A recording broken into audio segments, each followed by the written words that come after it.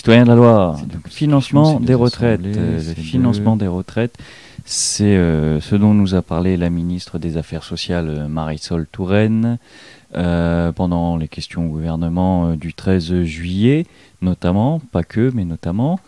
C'est ici du moins que je l'ai relevé. Donc elle nous a dit, lorsqu'on lui a posé la question sur le sujet, que selon deux rapports, un du Conseil d'orientation des retraites et un deuxième du Comité de suivi de réforme des retraites, ces deux rapports nous apprennent que, donc c'est pas elle qui le dit en fonction de je sais pas quoi, mais ces deux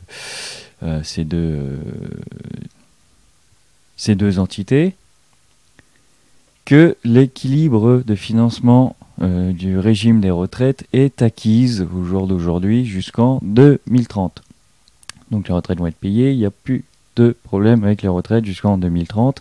Après, elle nous a dit aussi qu'il semblerait qu'il y ait une stabilité pour après. Bon, déjà gardons la limite de 2030, c'est pas mal.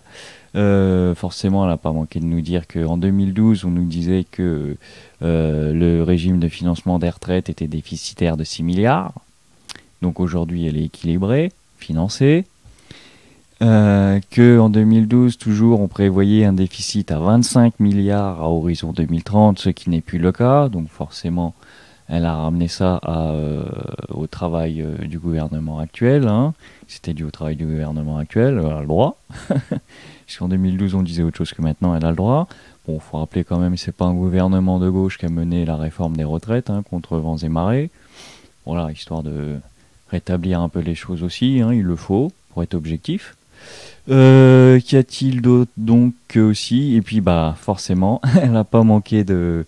Et il fallait le faire aussi, hein, néanmoins, de conclure que bah, par rapport à tout cela, il n'y a donc plus de raison économique à repousser l'âge de la retraite, l'âge du départ à la retraite d'ici 2030 et même un petit peu après.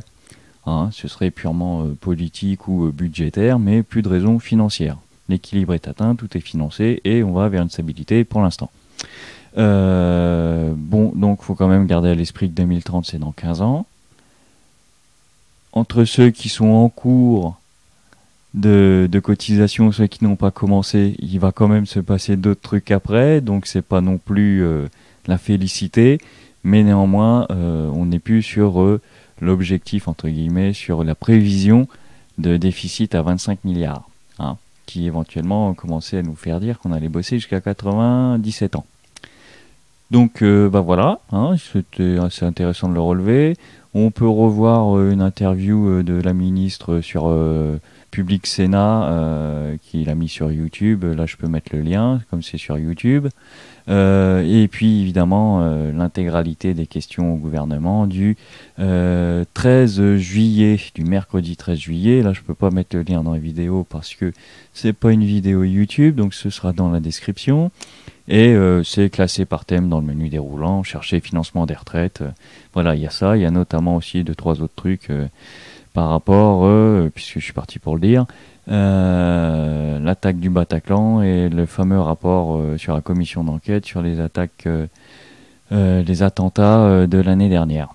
Donc voilà. Ben voilà, sur ce, à la prochaine.